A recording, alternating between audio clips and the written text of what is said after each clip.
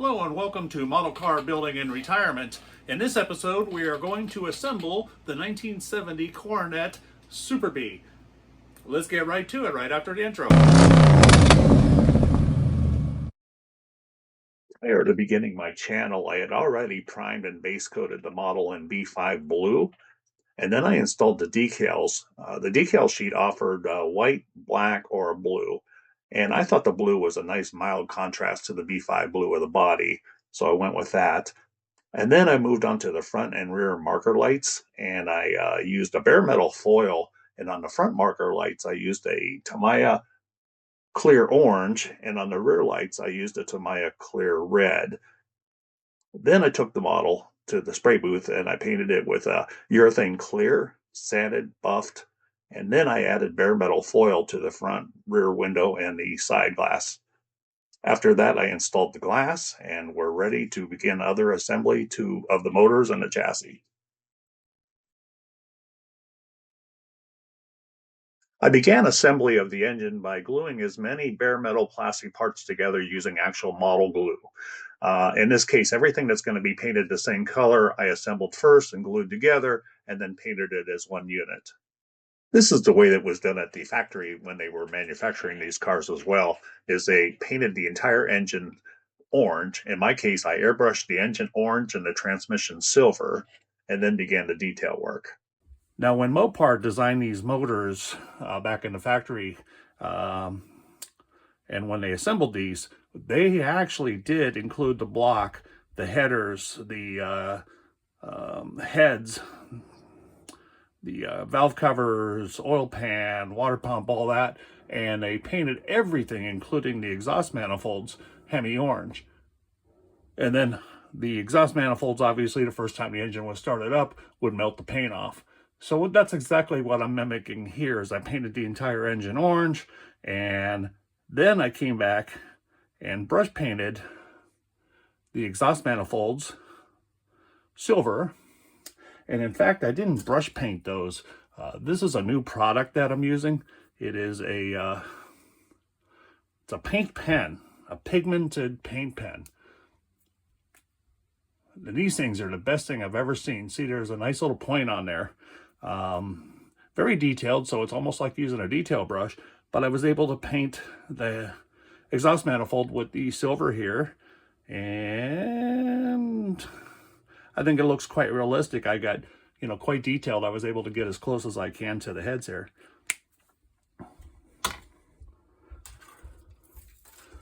Okay, then what I did is I did the rest of the assembly here. I painted the fan and the pulleys and the fan belts a black. And I did the air cleaner, which is actually two pieces here. So the bottom is black. At the very top of it is Hemi orange. And there was also this area here. What I did is I masked it off when I painted the orange. So that's the original plastic color there. And that gives it the appearance that there's an air filter in there. So I assembled all this, painted it up, detailed a little bit of black where the oil filler cap is. The PCV valve location, the distributor cap, power steering pump, and things of that nature. Painted those corresponding contrasting colors. And then I used a Tamiya panel liner paint. This is basically a wash. It's very diluted black, and it's basically a lacquer. And has a very fine tip on the bottle here. Let me demonstrate here for you. But this is great for panel lines and seams and whatnot. Dirty up the engine a little bit, but you just touch that, and capillary action will pull the black around the item. And I use that here on the air cleaner. And I used it around the valve covers here. And I used it on the transmission. And you can just see it dirties it up a little bit and defines it a little bit. So you get quite a bit of detail there. So this motor is fully assembled and ready to be installed into the model. Okay, so next up we're going to begin working on the chassis. So I gathered up the necessary parts for the bottom of the chassis and the front end suspension, and then we'll work on the back here shortly. What it consists of is, first of all, you've got your bottom of the chassis here.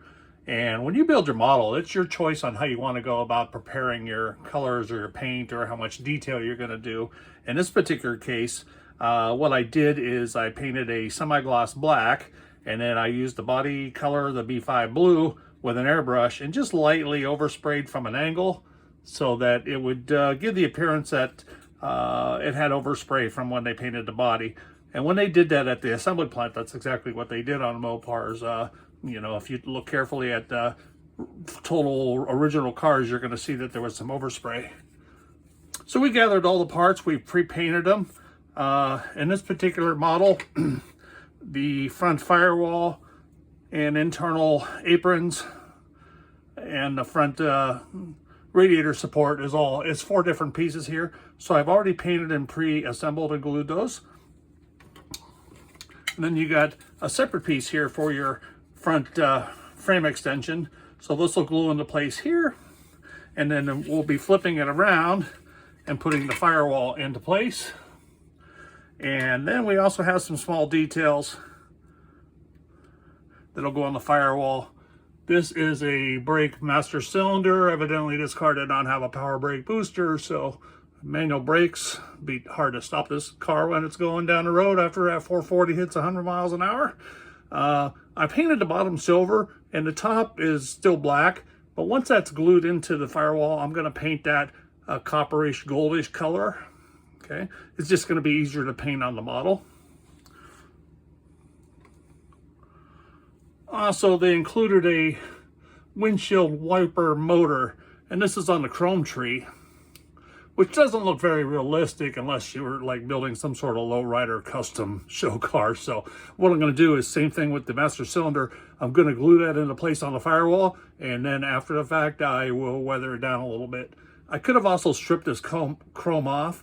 You could do that by soaking it in a full solution of like Purple Power or Awesome Orange for a couple hours, and it will strip that chrome right off, and then you can paint it whatever color you want. But in this case, I did not strip it. I'm just going to color over it.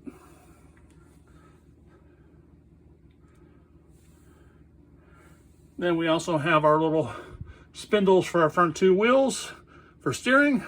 It looks like it's going to have what's called posable steering, where if you don't glue them into place, you'll be able to pose your wheels as if you were in a turn. Most cases, I glue everything together so that they don't fall off later because they're so delicate. And then also we have the front sway bar. And this is the front engine cradle sub-assembly. So back in the factory, what they would do is they would actually attach the engine to this and then attach that to the chassis of the car. So I'm going to go ahead and attach and glue all these together with some super glue. Since everything's pre-painted, super glue is the best glue for the job. And I know you don't want to sit there and watch glue dry with me, so I'll come back right after gluing. Okay, through the magic of YouTube TV, what took me 10-15 minutes only took a second for TV purposes. But here is the first assembly of the front of the chassis completed. And give you a couple pointers here. So the glue points for the front of the frame assembly to the back of the chassis has 2 pins in this location here on the opposite side. So I lightly glued those. In fact, you can see right here a little indicator where they were glued. Then also a little dab of glue on the front rails there. Let that cure for a few moments. Then attach the front sub-assembly to the car. The spindles, you do have to glue the spindles. I thought it was going to be posable steering, but it is not. It is required to glue them. And when you glue them, be careful to make sure that they are aligned straight for your wheels.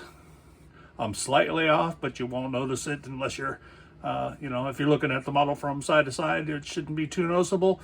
But I think they're both kinked just slightly the same direction, which is a good thing. One more tip I'll give you is when I did the sway bar has to feed inside and around this area and then be glued here and here. So be careful of that as you're assembling the model. I also went ahead and painted the gas tank. And again, this is a new favorite tool of mine, but these acrylic markers with the brush tip, just went in there and carefully painted my silver on there. And then I painted the two straps, or I kept the straps black. I touched them up a little bit. I'm not the best freehand artist.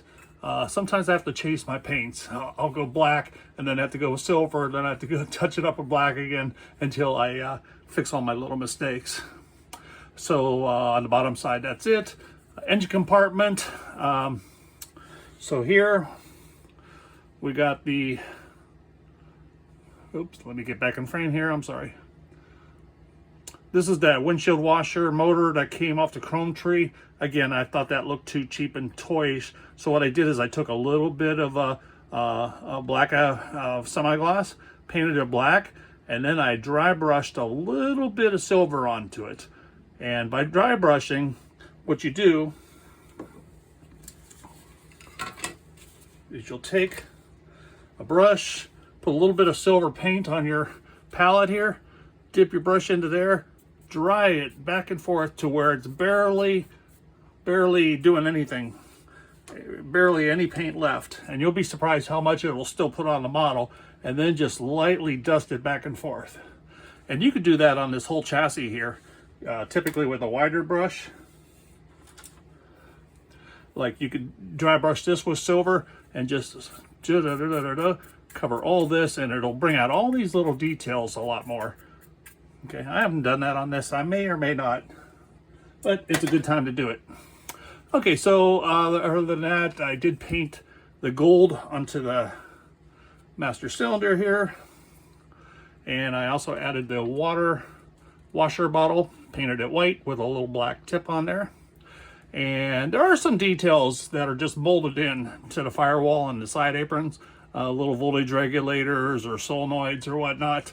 And it's got molded in wiring. I don't know if you can really see that there, but there, I'm not a very good freehand artist, so I did touch with a black acrylic pen the little regulators or whatnot. But as far as the wires go, I dry brush some black, barely noticeable here, but it brings out the highlights just a little bit. Okay, so now we're ready to move on to engine assembly. We're going to add the engine to this compartment. Okay, managed to get the engine into the engine compartment, but in full disclosure, mistakes are going to happen, and I made a big one. I didn't realize it, but, and I don't know if I mentioned it, but these kits come with this piece of paper. And it turns out that they're instructions. I thought it was a place for cleaning up spilled paint or using as a paint blotter, but these are instructions. And when I assembled the front engine compartment, before I even began building my model, I select parts that are going to be body colored. So I talked about the front apron and the firewall being painted and this front radiator support. Well, the instructions call for that to be installed after the engine. So I could not fit that engine into there. So what I ended up having to do, I had to break apart the transmission from the engine. And luckily on this model, it comes in two pieces. I guess you could have sawed one away if the engine's permanently molded in and attached. But I had to get in there, and it was glued quite well with the permanent modeling glue. But I had to take this little screwdriver, get in there and dig and bend and break it apart, touch up the paint and re-glue it. And if you look very carefully, you're going to see that it's slightly crooked. You can see that the tail shaft of the transmission's off to the side of the tunnel a little bit. But there is just enough flexibility that when I put the rear end and the drive shaft in, it'll move over and meet that drive shaft. So mistakes will be made. Now, in your case, you don't have to tell anybody when you make a mistake. I'm telling you because I'm trying to help you. But that was a big one. It was a big pain in the butt. And then I had to go ahead and squeeze a radiator in, which luckily just fit. but that would have been glued to the front support before the support went on. Luckily, it fit and went in there. So I guess you got to read those instructions. And speaking of that, they now call for, down here, is my hoses and a horn to be attached before you move on to the rear chassis. So we'll get into that and I'll be right back. Okay, so now we've got the hoses installed as well as the battery. And look at that battery. It's just painted semi-gloss black. That could use a little bit of dressing up. So let's do that real quick together. So I'm going to take one of my acrylic paint pens, my new favorite go-to, and we're going to touch the two leads where the battery cables would go. Okay, so you got a little bit of silver on there now. Now, what you can do, and you know, one of these days I'll build a model and show you how you could really detail out and do wiring or whatnot. Because you can buy a little thin, like 0.3 millimeter thick wire and make your own battery cables or whatnot. Okay, so I got the leads done. Let's also put a little dab of paint where the caps go. So it's a little red acrylic marker here. And all it takes is a little dab on each one.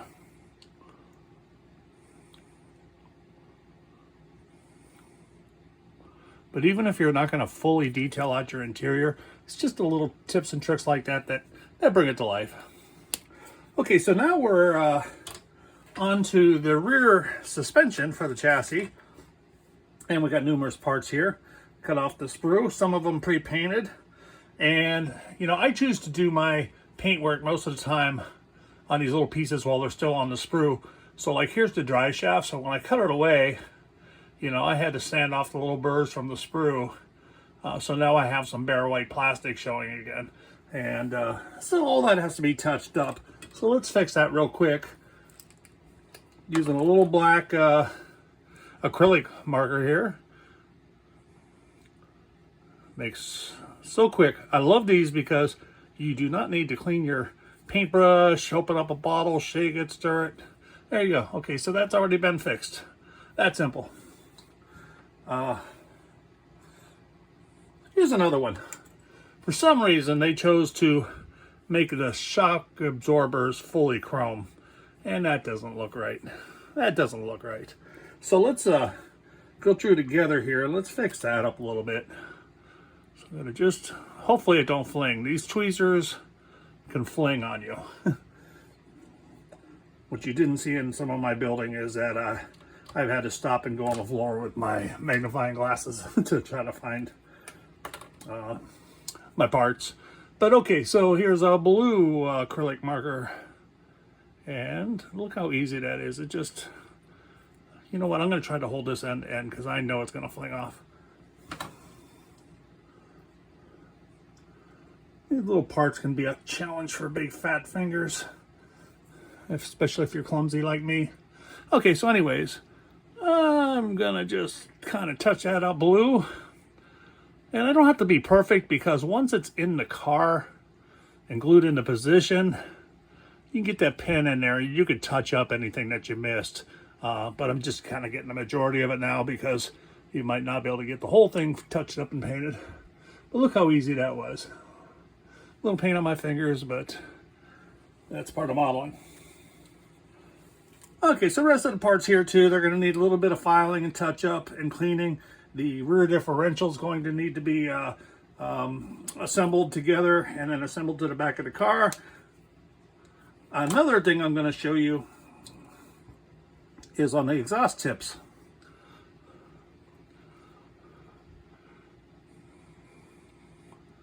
Kind of hard to see here, but it's off the chrome tree, and that's the back of the tip there.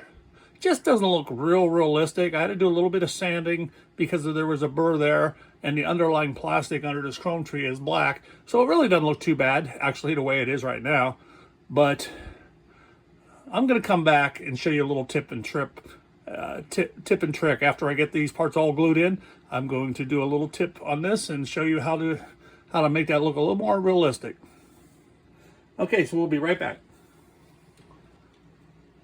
Okay, now we have the rear suspension in place and everything went together extremely well. Everything is a positive fitment. There are pins and holes that align everything. The only issue I had whatsoever, and this goes back to the mistake I made with the transmission, is since I cut that out and re-glued it, some material was lost, so that shortened that length. So I had a little bit of trouble getting that drive shaft to line up or even fit in there. So I actually did a big sin for model building, but it's called glue bombing. I just loaded it up with glue until it would hold. So I kind of built a little bridge of glue there. Everything went really well. And you got to be careful too, even if you are a stickler to following the instructions that comes with the kit. I look at a few pictures here and there.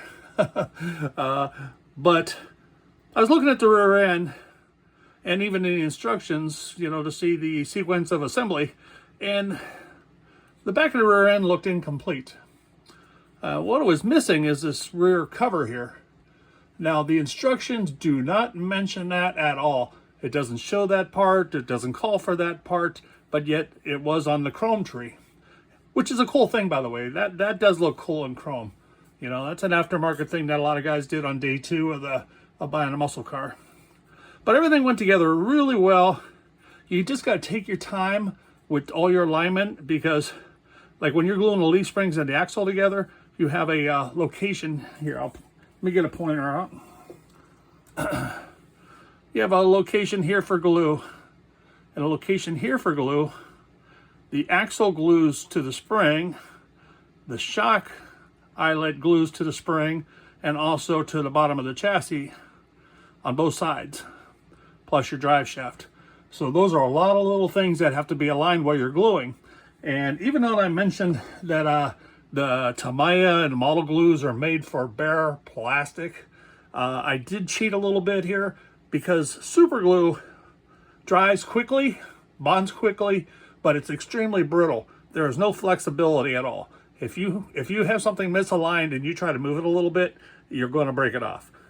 So I did cheat a little bit, and I used regular models glue on paint. I was just very careful. And what that did is it was just enough to hold the parts together for me as I assembled it. And then I went back with the super glue. Get that back in frame. Then I went back with just the super glue and hit on the back side, you'll see little pinholes from where all those things go. So I put a little super glue back here to allow things to hold up a little bit tighter. So all in all, I'm very happy with the way that assembled. Very easy. Now, I mentioned to you a little trick about tail pipes and exhaust tips. I don't know if you could really see it. It's kind of hard to see here. See if I could focus it in. Kind of hard to see, but what I did, let me get my pointer again. I drilled a little hole in the very back of the tip and then painted that back of the tip black. This is off the chrome tree. And if you didn't watch my video on the tools for model kit building it, I urge you to go back and watch that if you haven't. But this is a pin vise. It's a tiny little drill, handheld. So what I did is I drilled a little hole carefully into the back of the tip, and then I cleaned that up, and then I put a little bit of black paint on there, to kind of represent carbon deposits. The drill trick works even better on a round exhaust tip, where these are sort of oval. But I wanted to share that little tip with you. Okay, so next thing on the kit calls for wheels and tires, so let's move on to that. Okay, that concludes part 1 of a 2-part series on building of the 1970 Coronet Superbee from MPC. Very nice model kit. Once again, if you like my content, please hit like, subscribe, and ring that little bell icon, and you'll be alerted to my other videos. Also, feel free to comment below. And be sure to watch part 2 of the series where we complete the build of the Superbee, and that will be linked right at the end of the video. Thanks for watching.